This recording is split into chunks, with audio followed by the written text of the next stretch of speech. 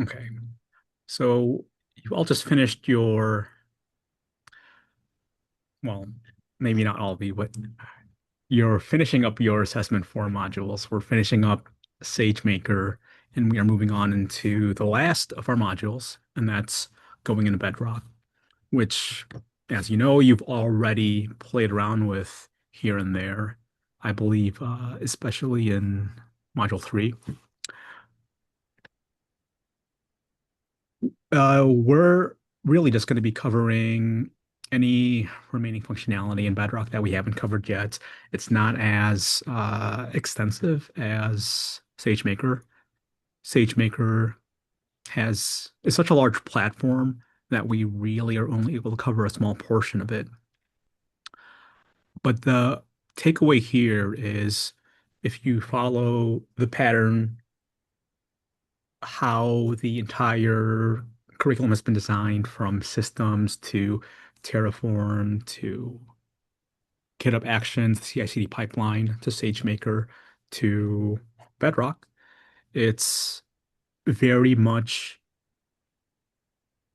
in the same spirit as the full stack curriculum, which is to teach you the back end first and then the front end. And that's sort of what's happening here, right? We're teaching the entire DevOps pipeline lifecycle, and we are then shifting from machine learning, which is really akin to the back end, and AI, the chatbot, which is really the user-facing front end equivalent. And so with that, we are going to be covering things like embeddings, RAG, which again was already covered a bit in Module 3 with LangChain. But we are hoping to just wrap up this last module with any additional use cases that you might want to incorporate into your capstone projects, because that's the end goal here now, right?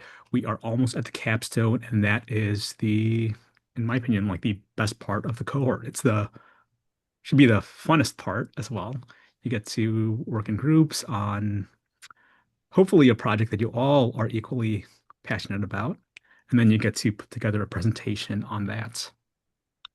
So this week we are really just reviewing a lot of similar concepts, but now in the context specifically of Bedrock. Next week you'll be doing a bit more RAG, and then some agentic flows in week 23, and then incorporating SageMaker. I don't know yet if there will be an assessment 5. There probably won't be. It's probably just going to be the capstone project. But what we might do instead is we might have one final week-long project that sort of ties everything together, at the very least to give you an example of what your capstone could be. So that is the end goal. We are almost at the finish line. And so with that, let's get back to Bedrock today. Somebody summarize for me what you all have covered on Monday and Tuesday this week.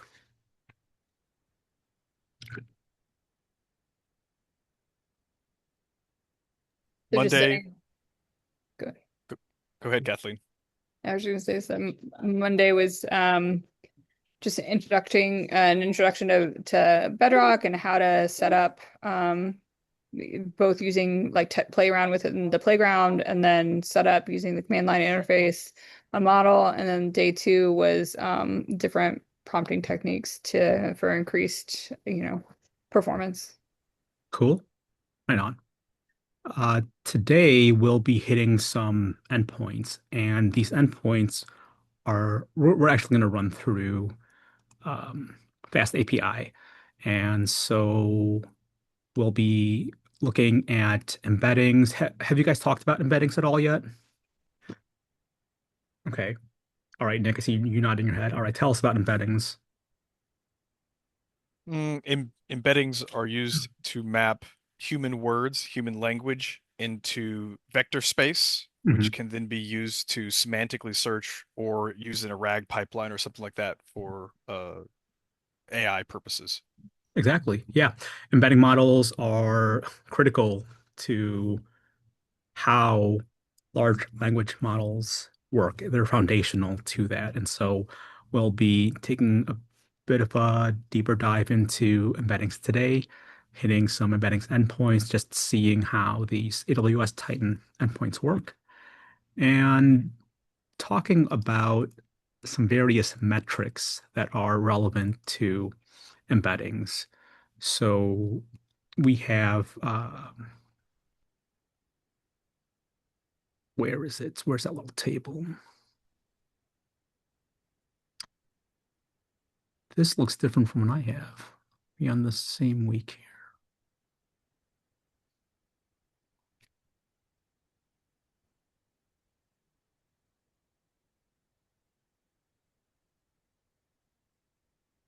Let me just double check to see if, who's the last person to make a PR on this? I guess it was Eric.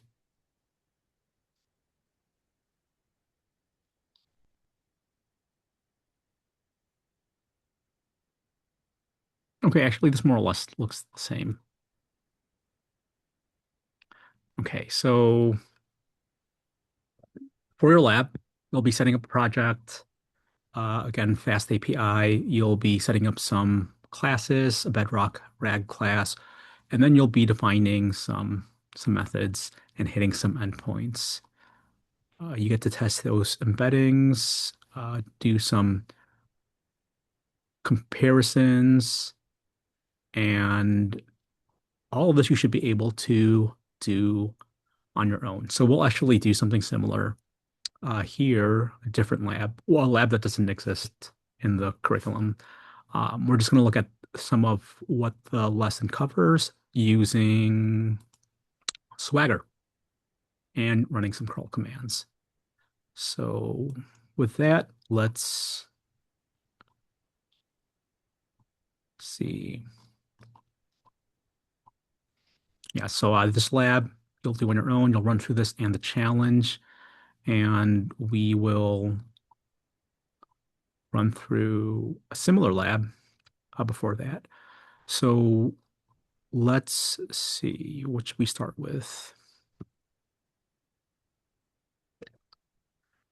Well, I guess we could talk about comparisons between what you've done so far with LangChain and like what the AWS equivalents are, right? So we've used text loader and directory loader to load data with LangChain. The equivalent, as you've already seen in SageMaker, would be S3 and data sources, as we use the S3 bucket to host all sorts of data.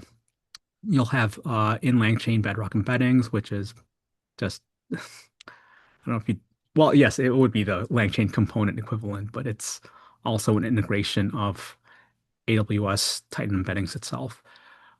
Then you had the ChromaDB, uh, and the Amazon alternative would be OpenSearch.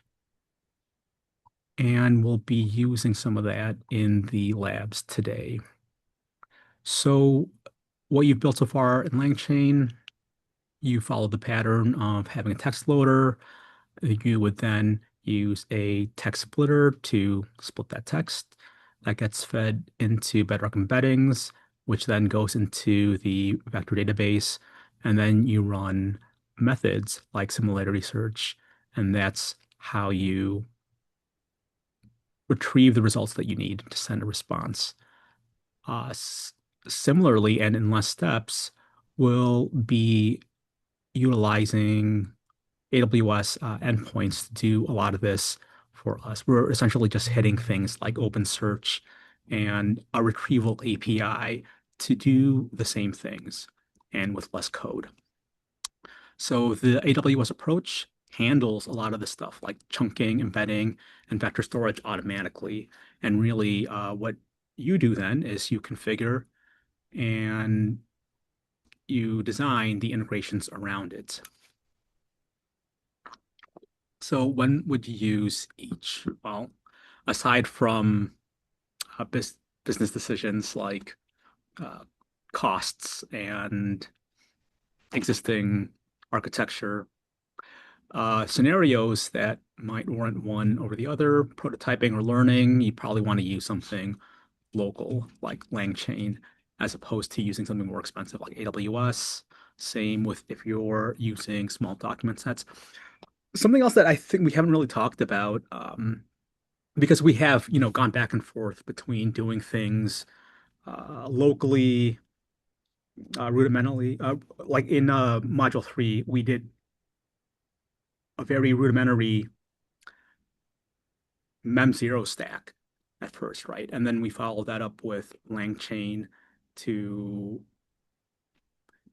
integrate memory into our RAG pipeline.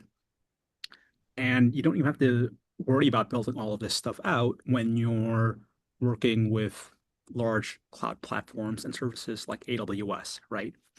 But there are always various use cases for these different things. And when you get to a point where you're perhaps developing, I don't know, entire components or modules within a system or entire systems themselves, I think these contrasting use cases will become more apparent. Let's talk about, for example,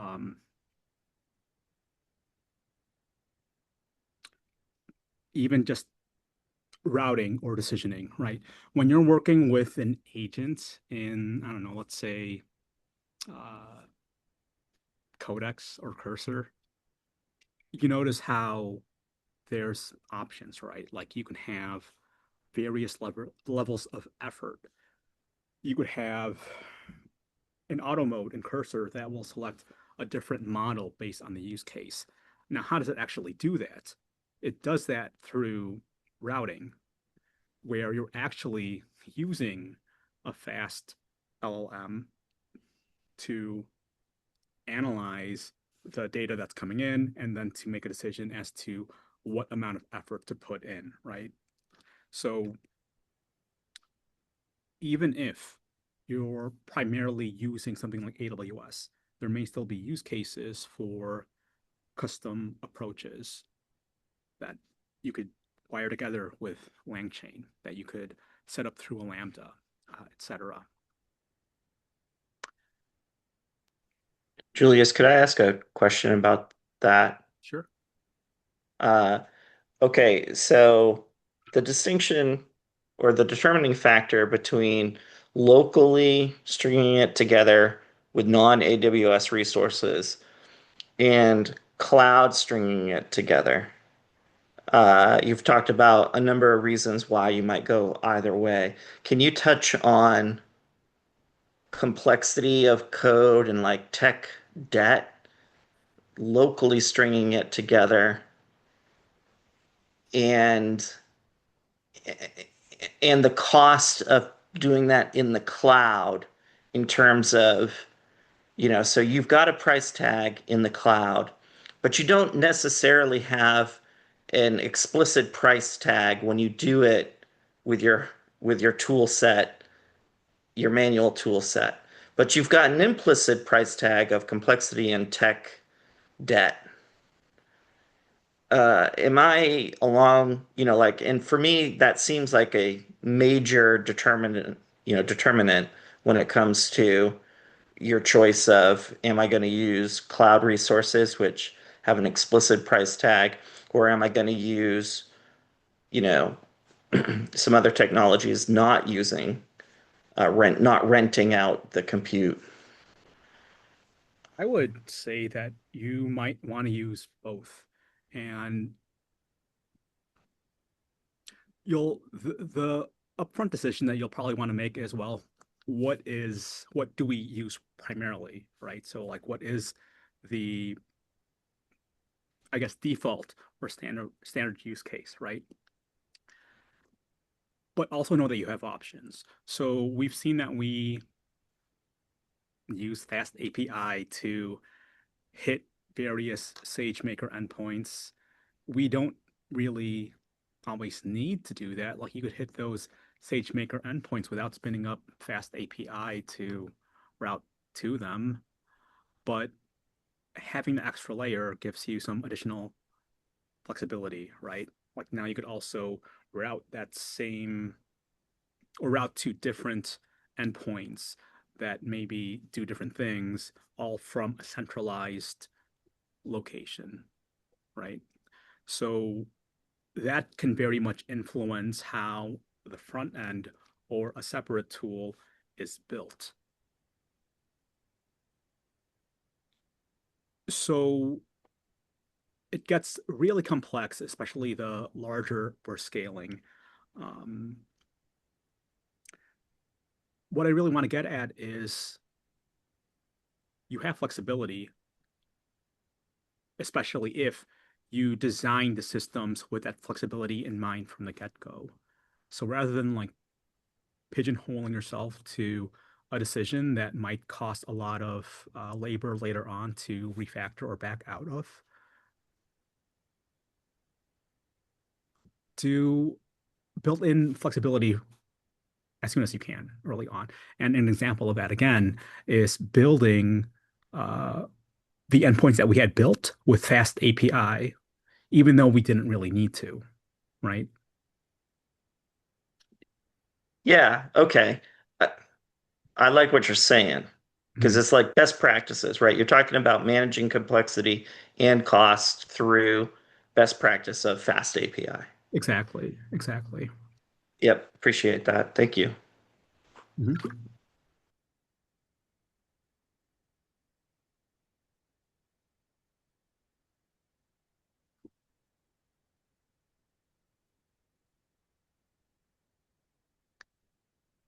So one of the apps that I'm working on is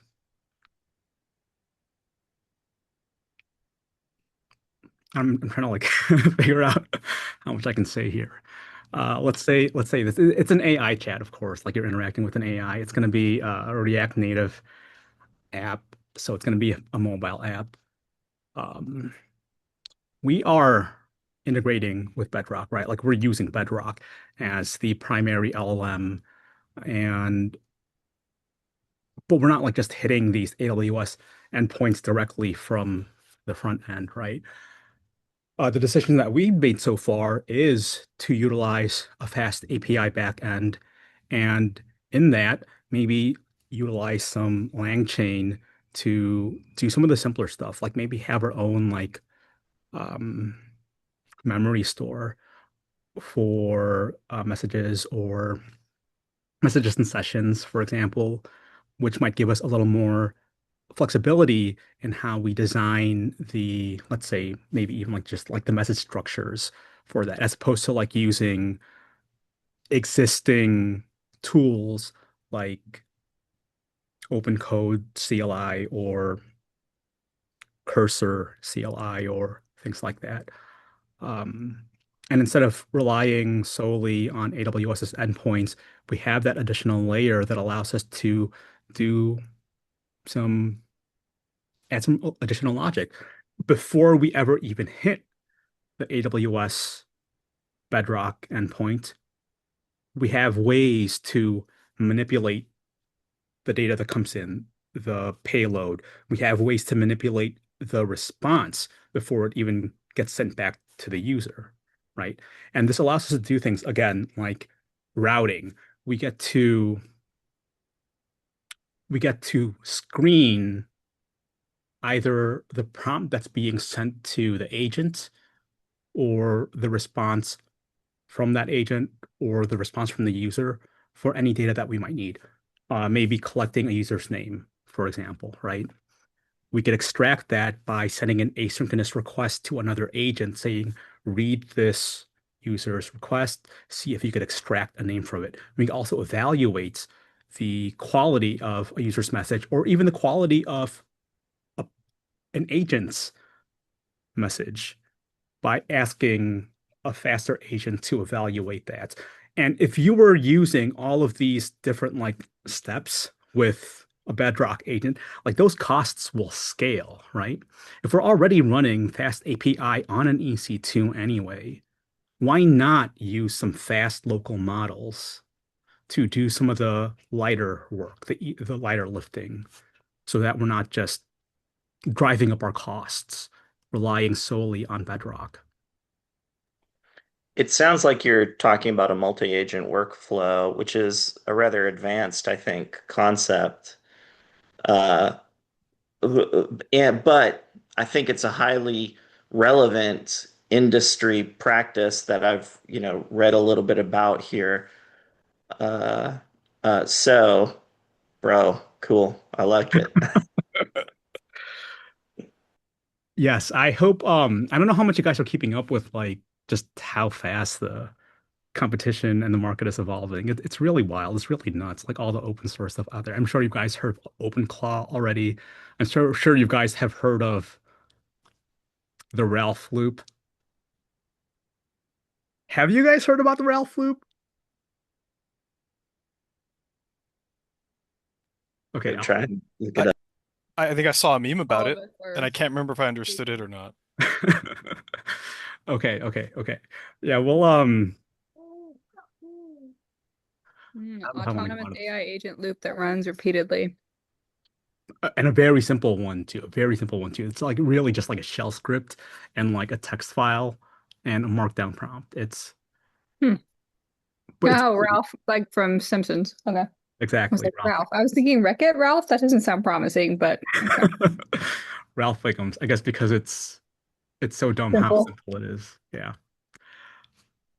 But then like there's also like really it's funny how these things evolve, right? Because now like there's actual things like this agent loop orchestrator that essentially is based off of Ralph.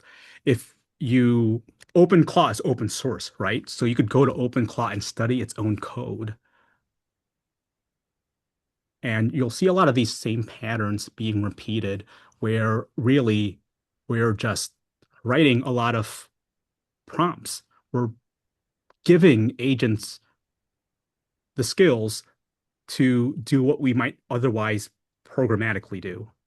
That doesn't mean programmatic implementations is obsolete.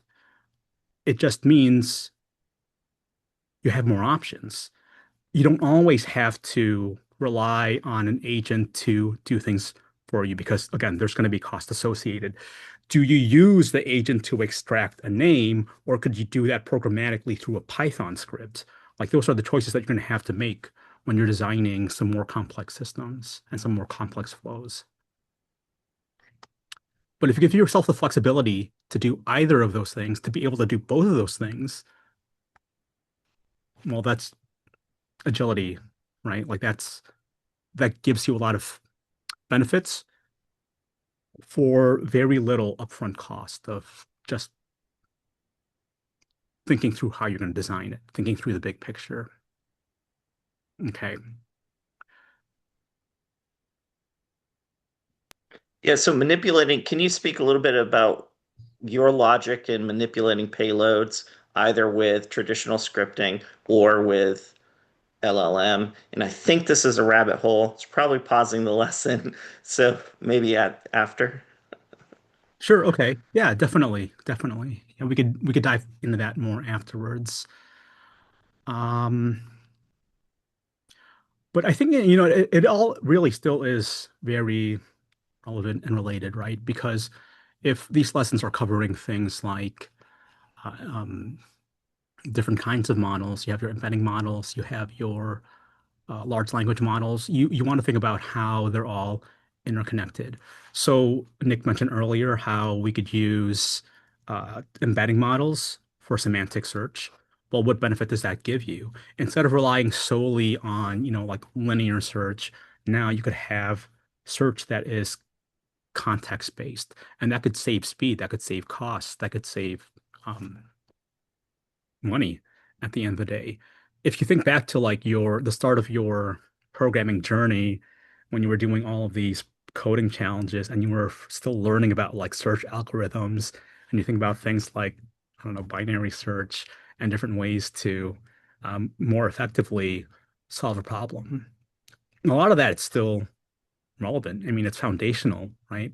You want to think through how you are going to approach things, and it doesn't mean you need to solve the problem from the get-go. Having an initial implementation could be the fastest way to get to the next step. And you can always go back and improve and expand later on. So yes, here we are talking about a few different APIs. We are retrieving from the knowledge base, from the AWS knowledge base. Here, we're basically instantiating the Bedrock agents using Boto3, which we know is how we interact with AWS in Python. We're passing in params like the knowledge base ID that you want to use, your retrieval query, your configuration, and then you just process your results, right? You append them into the shape that you want. And in this case, we are specifying the content, we are using a score, and then we are notating the source. You could also use a retrieve and generate API, where in addition to just retrieval, you're also able to generate a response in one call. So again, this you could infer from this how you would do this with LangChain and Python, right? This is an endpoint that you're hitting that belongs to AWS, and so you're limited in how you customize it. Now you get the advantage of having like all of that logic built for you, but you can essentially reverse engineer from here how to build your own custom approach. And the beauty of it is you don't even really have to know how. You can just ask an agent to help you do that, right? And there you go. You have your two approaches for retrieving and generating. You have one that's going to cost you money that goes to AWS, and you have one that you could just run locally. Might not be as effective, but it's cheaper, and there might be different use cases for that. Okay, so comparing to your LangChain code. And again, I think this is why we keep going back to this idea of comparison, because we don't want to like just teach you how to do things just for the sake of doing them, right? Because that's not going to get you very far. Foundational knowledge gets you a lot further than contextual knowledge. Anything that's contextual is gonna, essentially exist only in a vacuum. It's only gonna help you in that particular scenario where that context applies.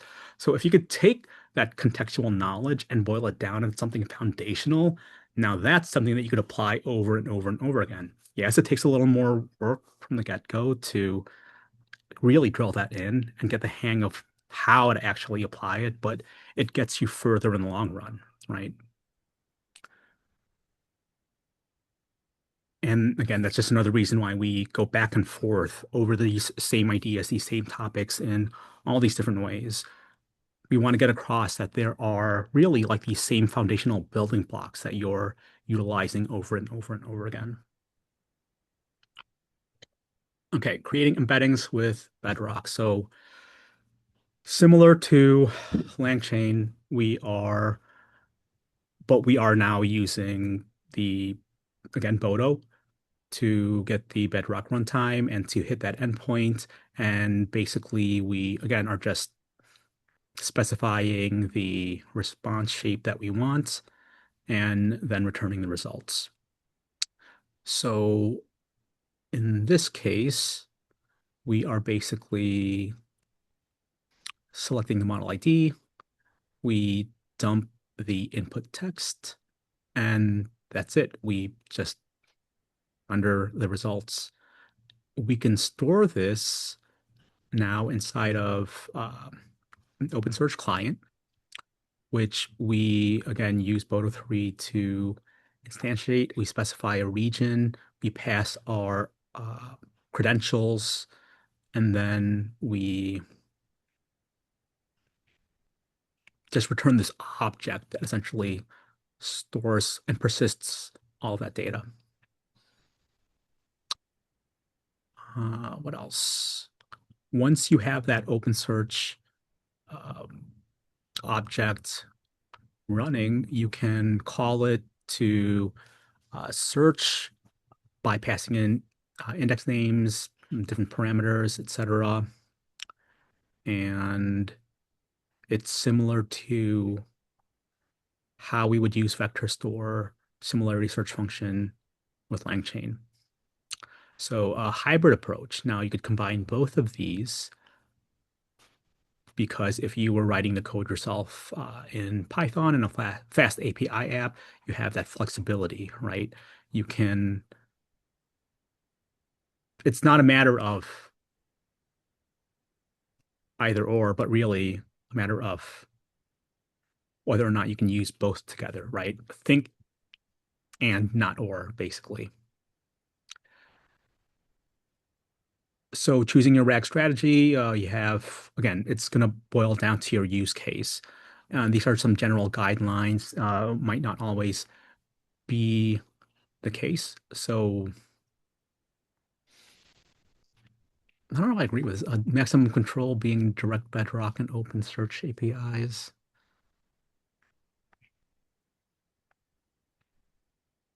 I don't know why that's listed as maximum control.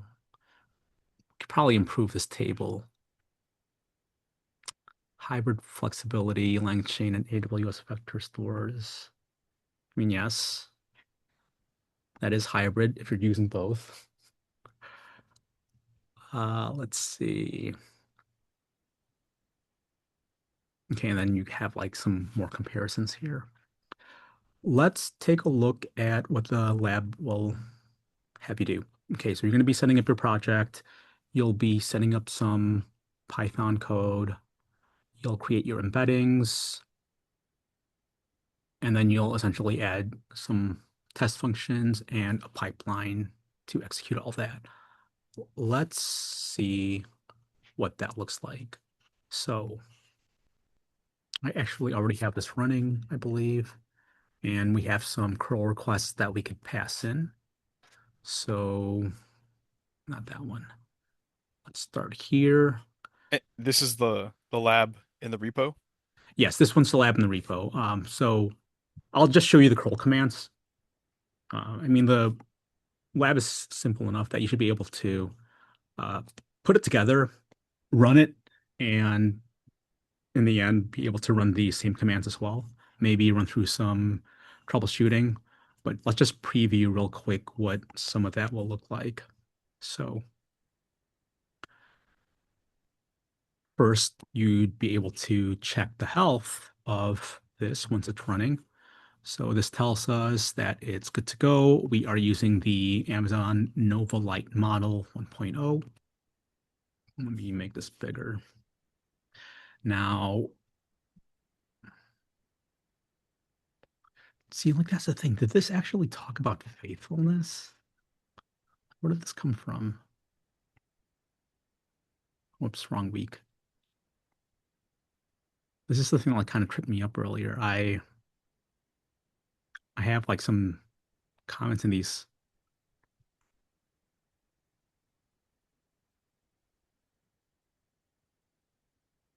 I have some comments in these that aren't lining up with the lab. So is this the lab? Like now I want to double check this.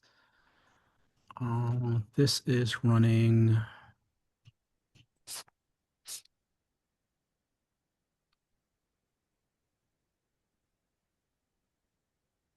Okay, so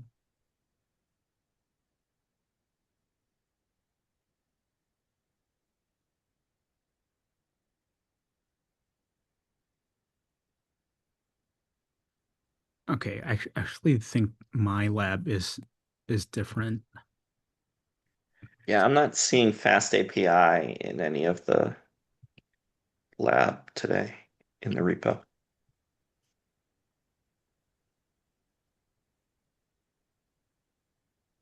Okay, so you create these methods, and then what you run the lab. And when you run the lab,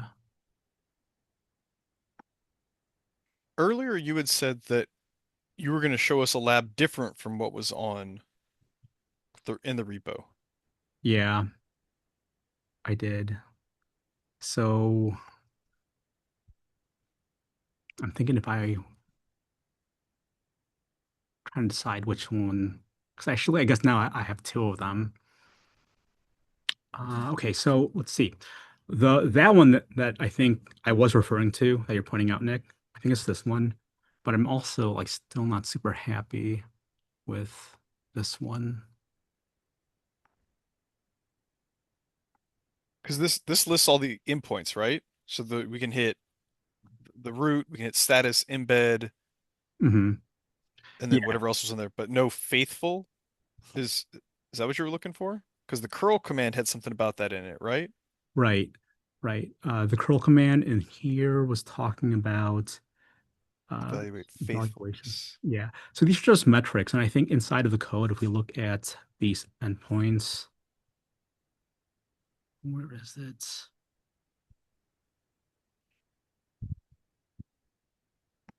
Oh, there we go. I think this is actually the wrong one. So that might be why a okay. Yeah, so if we look at this one real quick, let's run through this code. So here we are importing Bodo, we are setting up Fast API, we're setting up our model, we are instantiating Bedrock, we're setting some variables, and we are setting some classes.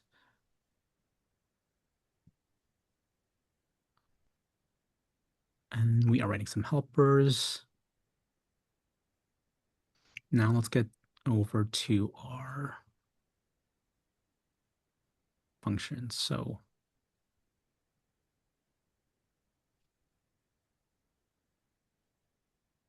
no, let's get to our endpoints. Okay, so these are just right.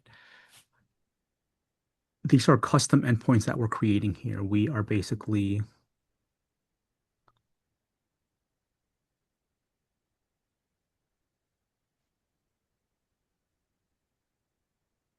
evaluating these different metrics and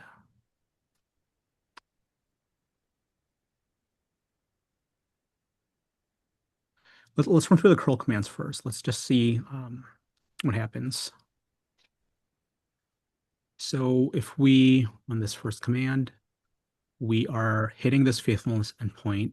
We're specifying a context and an answer. So let's see how faithful this answer is to the context. So we get a score of 7. The max is 10. And the evaluation is basically telling us why it's scored this way. And this is hitting the evaluate endpoint. So if we go back to here and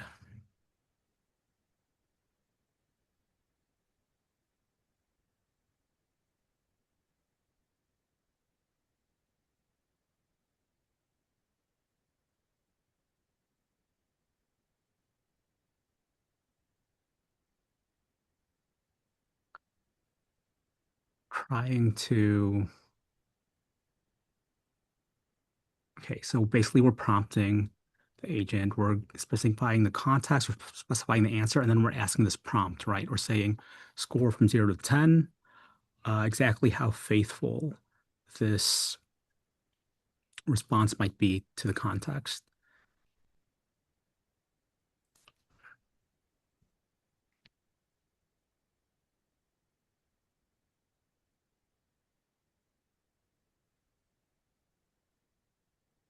Yeah, it answered it, but yeah, it gave it a 7, right? Is Hmm. what the answer was, Hmm. which makes sense. It says answers with some tangential information. So it's like what it said was true, but they weren't exactly related.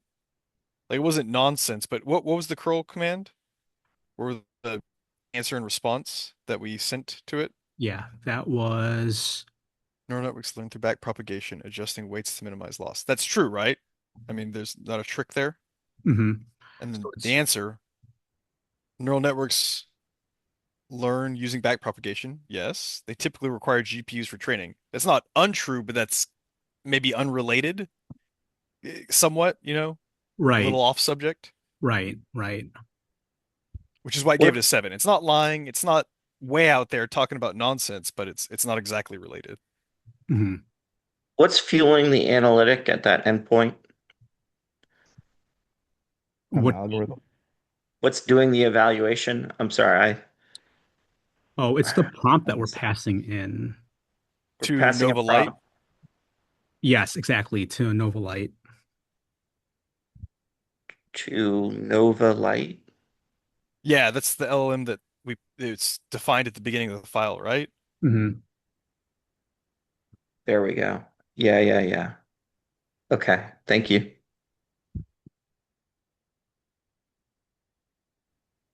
Okay. Trying to find some good documentation for this.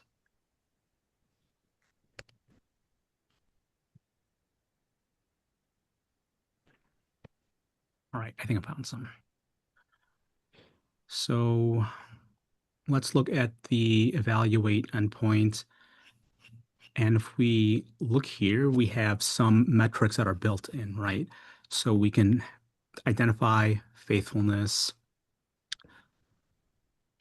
Here, this is basically containing information not found in the prompt. It identifies that to measure how faithful the response is to the available context. So that's slightly different to relevance. And trying to like explain why is tricky. I don't know who wants to take a stab at it. Why would relevance be different from faithfulness?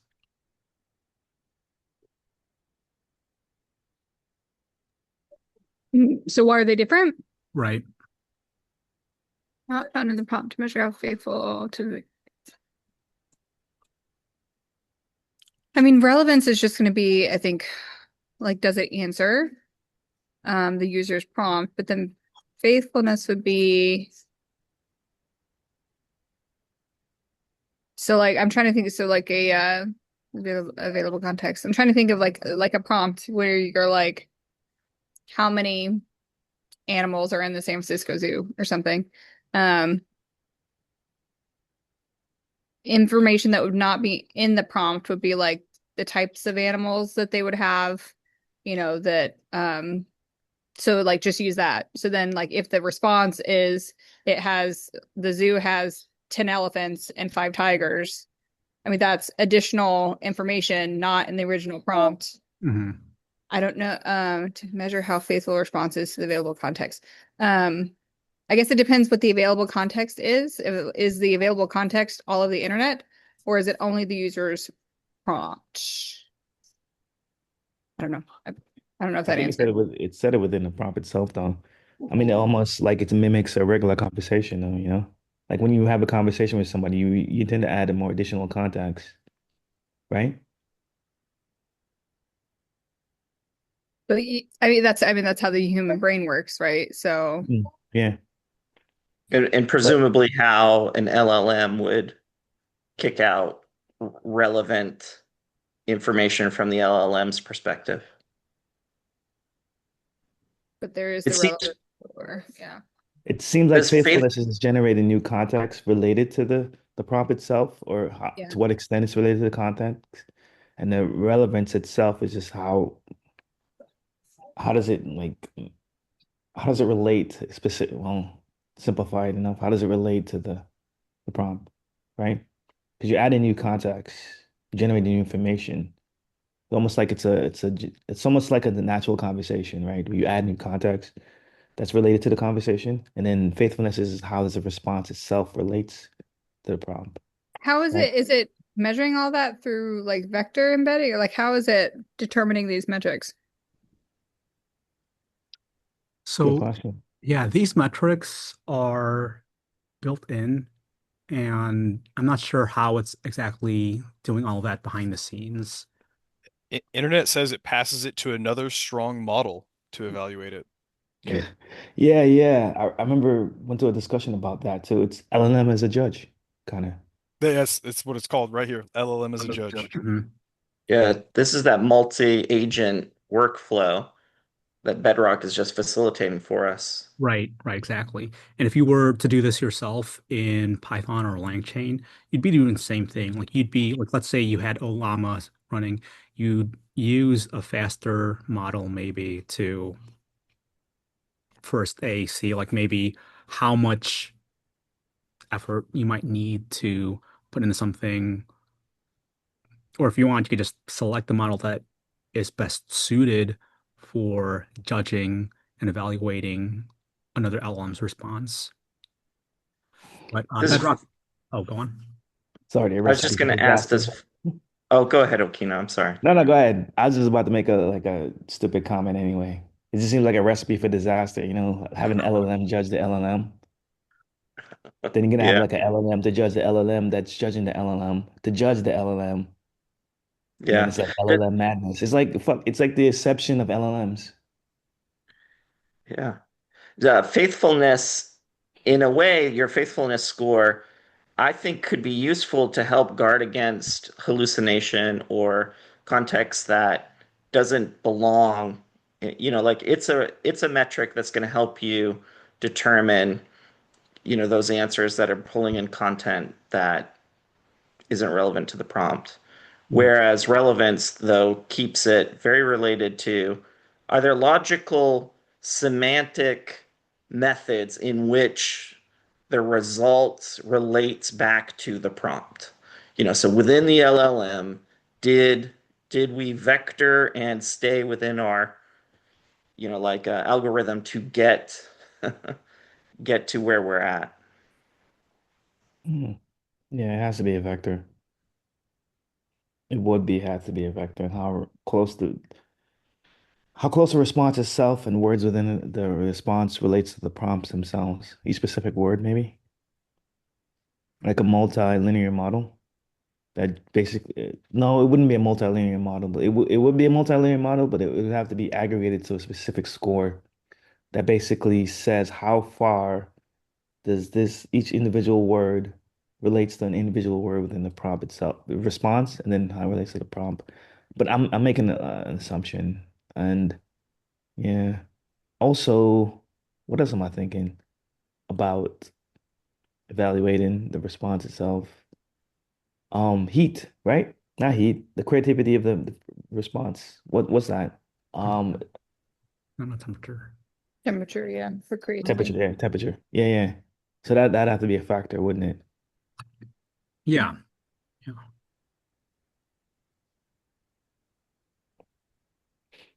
All I have to say, like I love how you guys are thinking through this because that's the kind of thinking that you're going to want to apply when it comes to how you actually use this in your own applications, your own projects, right? So we have all of these.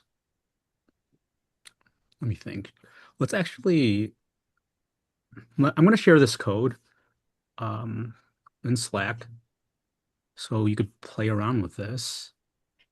And setting it up should be pretty straightforward as well.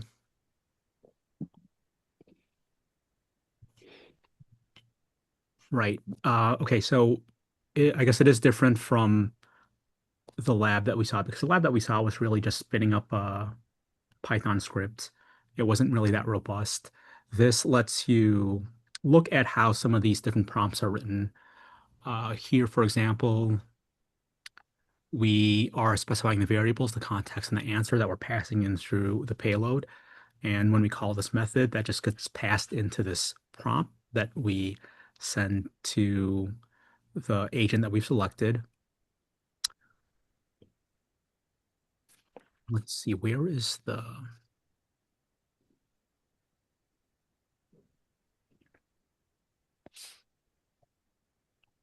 let me send this real quick so y'all can start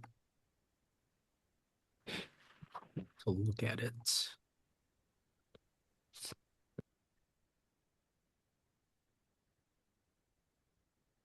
Oh, that is running really slow. Okay, that should be fine.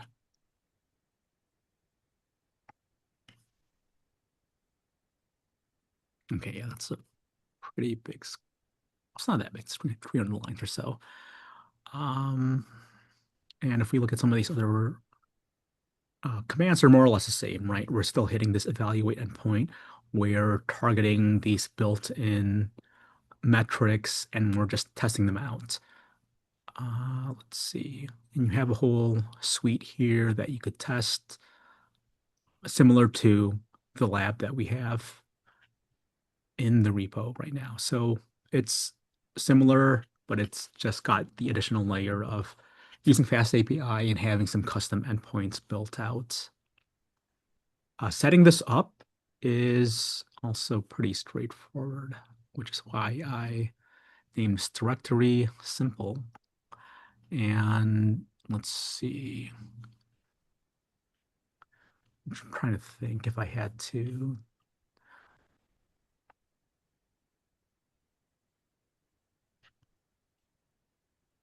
I think I installed.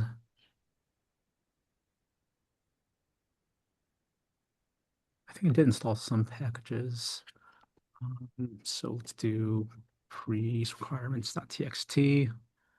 So let's also share that. Oh, that's a lot more than I remember installing.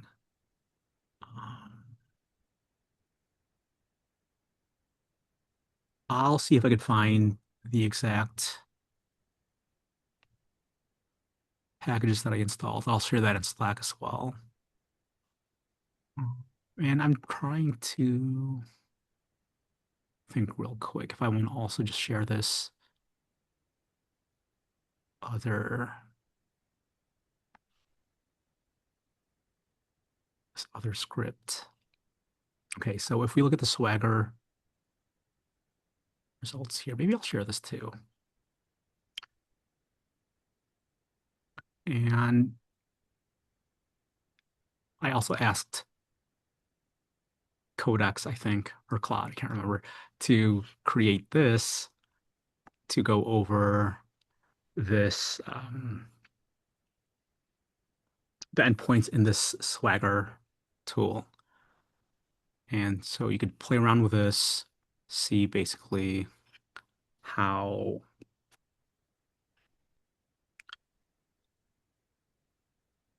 or at least try to visualize maybe how some of this works. I don't know why it's not working all of a sudden.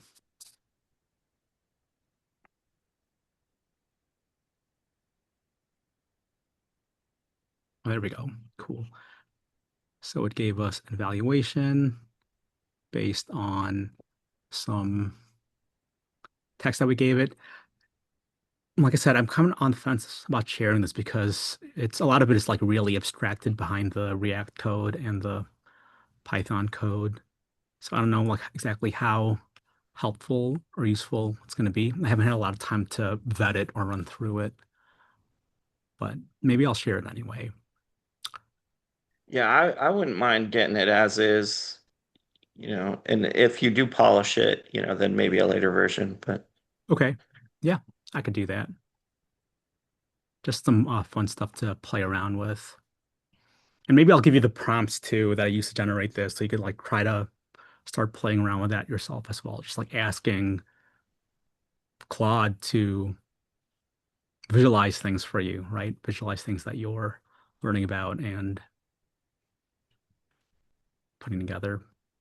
It just crashed on that tab. So yeah, definitely needs polish. But yes, there's that. I'll share those things. There's a lab that you can run through. And then I don't recall what today's challenge is.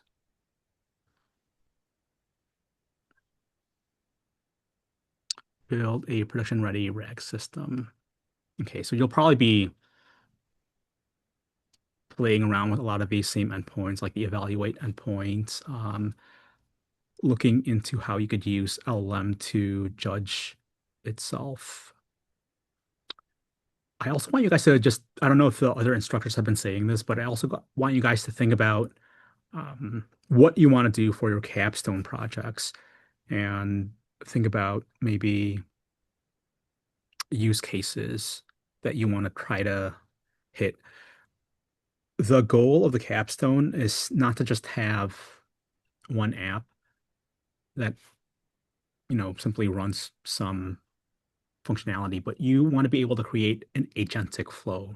You want to be able to string together different contexts or use cases, putting together everything that you've learned so far in order to do that.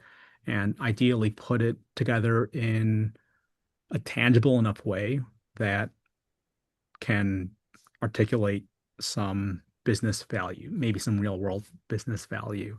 And that would, because the better that you could do that, the better that you could communicate that, the more useful it would be to you as something to help you either find a role now, or if you've already found a role, maybe find a role in the future.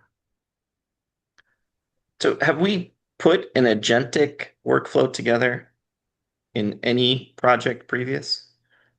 Let's see. Your last assessment in SageMaker was basically more of like a parallel split where you were creating three different endpoints for three different use cases. So not really quite an agentic flow. Um, you could think about LLM as a judge as a very simple agentic flow, right? Because you have two agents that have very distinct purposes, right? You have one agent that's doing whatever the prompt itself is, and then another agent evaluating it.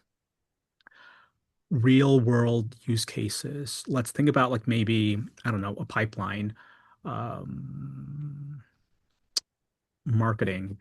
We have an agent that does some research, another agent that creates user personas, an agent that will use that information to, I don't know, write some AI slop. What else? I mean, like, there's all sorts of things that you could do, right? Like, you could have a code editing agentic flow where you have an agent pseudocode based on objectives, or if we follow the RAL format, based off of a PRD, product requirement document. Then you have another agent test that. You have another agent evaluate the results of the tests. I skipped the whole coding part, actually. After Well, the pseudocode, you would code, then you would test.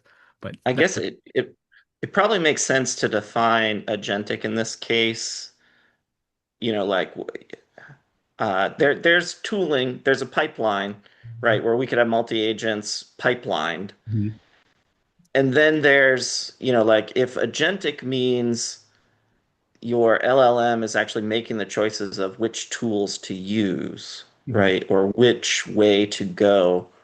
Like what's your definition of agentic in the case of the capstone? Well, I mean, just that, that you're demonstrating agency in these agents, right? And Right. right now, Okay. we're still at a point where, like a lot of this is evolving fast, but it's still evolving. And so the public is still really just collectively determining what these terms and words and phrases mean, right? But for the most part, I think the general consensus on agentic coding is just that you have a process, a flow, a pipeline where you're demonstrating different levels of agency, different use cases, different steps. It's not just one agent. You're not just like passing in one prompt to like a single agent and expecting it to do everything. Like you're orchestrating that very intentionally.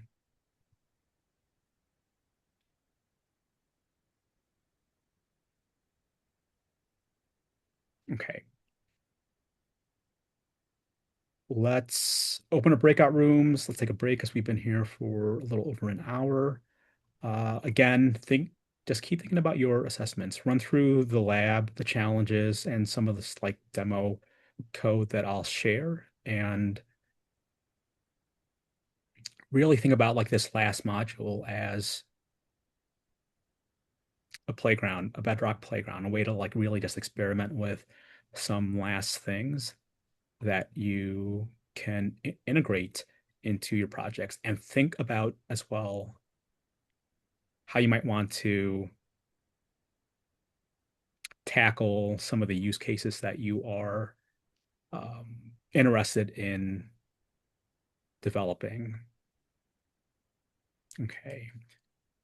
Uh, Mike, Kim, and I will be here in the main room if you have questions. And with that, let's open up breakout rooms and let's meet back here at 9 o'clock. Cool. Cool. How are you sharing the other code? I think I'll make a gist. Um, or maybe Which even a small which code? This is like a second lab. Yeah, it's just it's a thing that I didn't really get a chance to polish. It's like a Swagger tool. So it's a fast API app as well, but it uses Swagger so you could hit those endpoints so you don't have to curl them. And then there's a React front end portion that also just tries to talk through the code a bit. Let's see, is that still running? If it's still running, let me share again real quick. And what's the overlap of the two labs? Really, they're the same thing. Like they're or not really exactly the same thing, but I was just trying to, I don't know, I guess make them feel more um interactive rather than just like copy pasting code, which is kind of like one of the challenges. A lot of the stuff we do is very much copy paste, but this I was hoping would give you a way to like think through in a different way, like a visual way, what you're seeing in the code. So you're able to play around with these endpoints in Swagger, and you've all worked with Swagger now. You're basically just hitting these endpoints, and you get to specify your payloads and whatnot as you hit them, and then go through them in like a step-by-step manner with some additional text to get some additional insight on how some of this stuff works.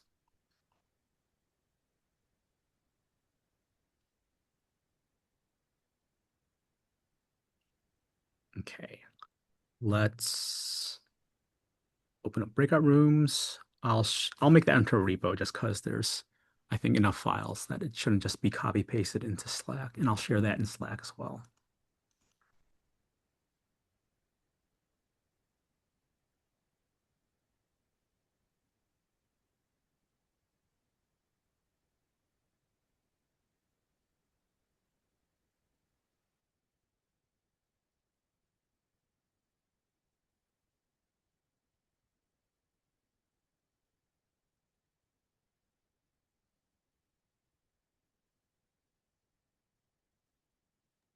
Don't forget to stop the recording. Oh, good call. Thank you. Right on. That's 9 Central Time, right? So 10 Eastern. Yes.